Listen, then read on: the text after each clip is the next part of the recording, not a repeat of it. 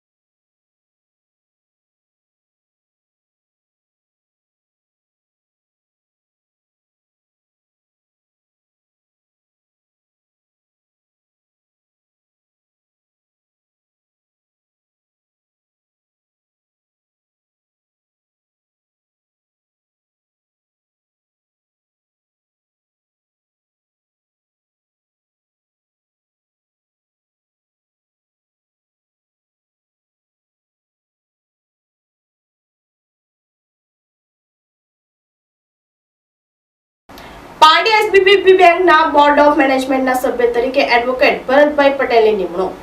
Pardi Sardar Biladwada cooperative bank limited schedule બેંકના વહીવટી માળખામાં મહત્વનો ફેરફાર કરવામાં આવ્યો છે. બેંકના ડિરેક્ટર બોર્ડ દ્વારા લેવાયેલા નિર્ણય અનુસાર પારડીના એડવોકેટ ભરતભાઈ મોહનભાઈ પટેલની બોર્ડ ઓફ મેનેજમેન્ટના સભ્ય તરીકે નિમણૂક કરવામાં આવી છે. આરબીઆઈની માર્ગદર્શિકા હેઠળ રચાયેલા બોર્ડમાં ભરતભાઈની નિમણૂક થતાં બેંકની કાર્યક્ષમતામાં વધારો થશે. કાયદાકીય ક્ષેત્રમાં તેમની દીર્ઘદ્રષ્ટિ અને બહોળા અનુભવનો સીધો લાભ બેંકના વિકાસ અને ગ્રાહકલક્ષી નીતિઓમાં જોવા મળશે. ડિરેક્ટર બોર્ડ વતી આ વરણીને વધાવી લેવામાં આવી છે અને તેમને ઉજ્જવળ કાર્યકાળ માટે શુભેચ્છાઓ પાઠવવામાં આવી છે. એડવોકેટ ભરતભાઈ પટેલની આ વરણીથી પારડી અને સહકારી ક્ષેત્રમાં આનંદની લાગણી વ્યાપી જવા પામી છે.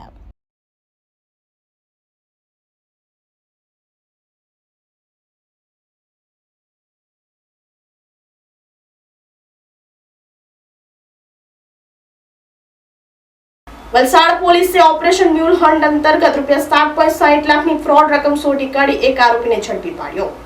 છેતરપિંડીથી મેળવેલી રકમ મ્યુલ એકાઉન્ટમાં જમા કરાવી આગળ ટ્રાન્સફર કરવામાં આવતી હતી. આ કેસમાં એક ઇસમ વોન્ટેડ.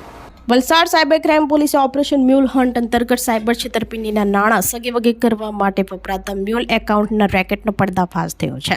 પોલીસે ₹7.60 લાખની ફ્રોડ રકમ શોધી કાઢી એક આરોપીની ધરપકડ કરી છે. પોલીસે તપાસ દરમિયાન વલસાડ મોગરાવાડી વિસ્તારના શાહિદ શમશાદ ખાનના બેંક ખાતામાં સાયબર ફ્રોડની શંકાસ્પદ રકમ જમા થતી હોવાનું જણાયું હતું. આ રકમ એટીએમ અને ચેક દ્વારા ઉપાડવામાં આવી હતી. પોલીસ પૂછપરછમાં શાહિદ શમશાદ ખાને કબૂલ્યું હતું કે તેણે પોતાના બેંક ખાતું મુખ્ય આરોપી અબ્દુલ્લા આરિફ અંસારીને આપ્યું હતું. અબ્દુલ્લા અને તેની ટોળકી પાર્ટ ટાઈમ જોબ, ઇન્વેસ્ટમેન્ટ અને વર્ક ફ્રોમ હોમની લાલચ આપી લોકોને છેતરતી હતી. છેતરપિંડીથી મેળવેલ રકમ મ્યુલ એકાઉન્ટમાં જમા કરાવી આગળ ટ્રાન્સફર કરવામાં આવતી હતી. આ કેસમાં પોલીસે શાહિદ શમશાદ ખાન રહેવાસી મોગરાવાડી વલસાડની ધરપકડ કરી છે. મુખ્ય આરોપી અબ્દુલ આરિફ અંસારી રહેવાસી સુધાનગર વલસાડ હાલ ફરાર છે અને તેને પકડવા માટે કાર્યવાહી ચાલી રહી છે. વલસાડ સાયબર ક્રાઇમ પોલીસે જાહેર જનતાને અપીલ કરી છે કે નાની રકમની લાલચમાં આવી કોઈપણ વ્યક્તિને પોતાનું બેંક ખાતું કે સિમ કાર્ડ અન્યને ઉપયોગ માટે આપવું નહીં. ખાતાનો ગેરકાયદેસર ઉપયોગ થવા પર તેની સંપૂર્ણ જવાબદારી ખાતાધારકની રહેશે હોવાનું જણાવ્યું હતું.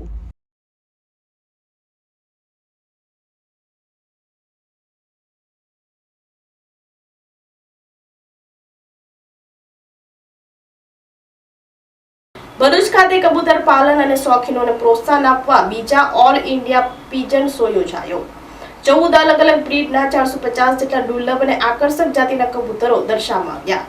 ભરૂચ ખાતે કબૂતર પાલન અને કબૂતર શોખીનોને પ્રોત્સાહન આપવાના હેતુથી બીજા ઓલ ઇન્ડિયા પીજન શોનું ભવ્ય આયોજન ચાવજ નજીક આવેલા રંગૂન હોલમાં કરવામાં આવ્યું હતું.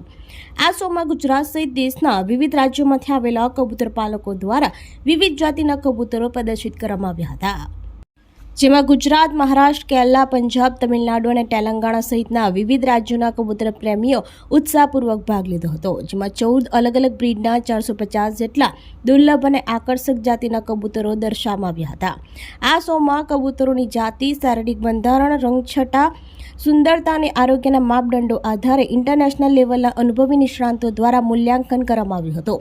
જેમાં શ્રેષ્ઠ કબૂતરોને પુરસ્કાર અને સન્માનપત્રો આપી પ્રોત્સાહિત કરવામાં આવ્યા હતા.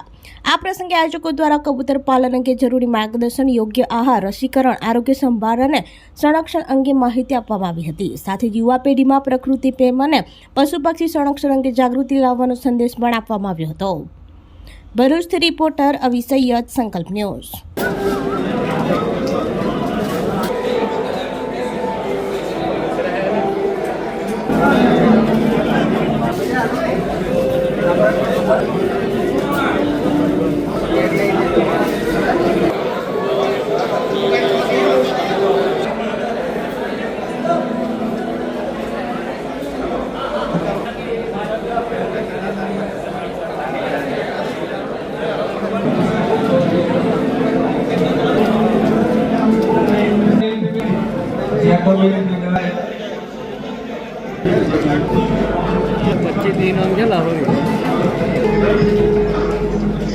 Even though top-class birds, you not prevent them, you cannot compete. Probably the standing, the second one is the yellow one, is here in the center.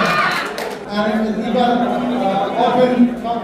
Anyway, good luck for the winners.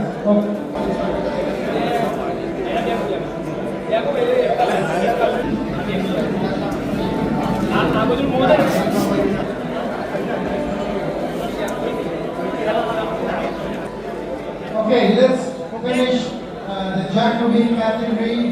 Hello, મારું નામ તકી પટેલ છે અને આજે અમે આ all India Pigeon શોનું આયોજન કર્યું છે. અમારા ક્લબનું નામ છે Gujarat Pigeon club. Gujarat Pigeon club છેલ્લા 2019 થી કાર્યરત છે અને અત્યાર સુધીમાં અમે 2 પિજન શોનું આયોજન કર્યું છે. પહેલો પિજન શો 2024 માં થયો હતો, એ ઓનલી ફોર ગુજરાત હતો, અને આ સેકન્ડ શો છે એ second all India pigeon show છે, જેના અંદર અમે ઓલ ઇન્ડિયાના પાર્ટિસિપેશન માટે એન્ટ્રી ઓપન રાખી હતી. અને આ શોના અંદર ઇન્ડિયાના લગભગ ઘણા બધા સ્ટેટથી, જેવી રીતના કેરળ, મહારાષ્ટ્ર, પંજાબ, તેલંગાણા, તમિલનાડુ, દરેક સ્ટેટથી કબૂતરોએ પાર્ટિસિપેટ કર્યું છે. શોના અંદર લગભગ 450 થી 500 બર્ડ હાજર રહ્યા છે. અને આ શોના બર્ડ્સને જજ કરવા માટે ટોટલ 5 જજ આપણે ઇન્વાઇટ કર્યા છે, જેમાં 2 જજ જર્મનીથી આવ્યા છે, 2 જજ બહેરીનથી આવ્યા છે અને 1 જજ આપણા ઓમાનથી આવ્યા છે. અને આ બર્ડ જે છે એનું અત્યારે બહુ સારી રીતના કોમ્પિટિશન ચાલી રહ્યું છે. અને અમારો ઉદ્દેશ્ય એ જ છે કે દરેક માણસ જે કબૂતરને પ્રેમ કરે છે અને એની હોબીને સારી રીતના આગળ વધારી શકે, એના માટે અમે આજે આ શોનું આયોજન કર્યું છે. તો આ તાજા સમાચારો, નવા સમાચારો સાથે કાલે ફરી મળીશું. નમસ્કાર. આપણી સંકલ્પ ન્યૂઝ ચેનલને સબસ્ક્રાઇબ અને લાઇક કરો, બેલ આઇકન દબાવો, જેથી આવનાર ન્યૂઝ અપડેટ્સની નોટિફિકેશન આપના મોબાઈલ પર સૌથી પહેલા પહોંચે. Like, subscribe and share the video.